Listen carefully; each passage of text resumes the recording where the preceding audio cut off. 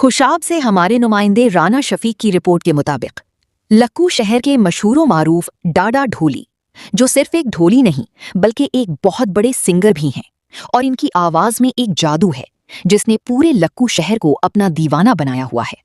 जब ये किसी पिंडाल में ढोल बजाते हैं, लोग इनकी खूब हौसला अफजाई करते हैं।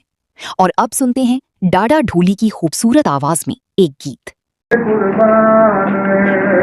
सोड़ बंजिल मिठड़ी दान रे, सोड़ बंजिल मिठड़ी दान रे, नताओ हो गए कुर्बान रे, नताओ हो गए कुर्बान रे। मंजिल दी तान विच लो मेरी बोल दी, उम्र दे कटे होए वेद पई खोल दी, वेद पई खोल दी। मैनू अपने तू वकील न जान रे, मैनू अपने तू वकील न जान रे, नताओ हो गई कुर्बान रे, नताओ हो गई कुर्बान रे। तक तक तक मने मैन नहीं रजने, तेरे बिन बुलिया ते हंस नहीं सजने।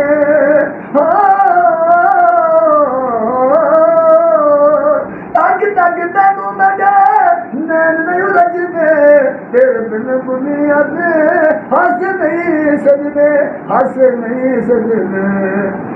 ओ मैनू अपने तू वकील न जान रे, मैनू अपने तू वकील न जान रे, नताओ हो गई कुर्बान रे, नताओ हो गई कुर्बान रे। बदले कर मने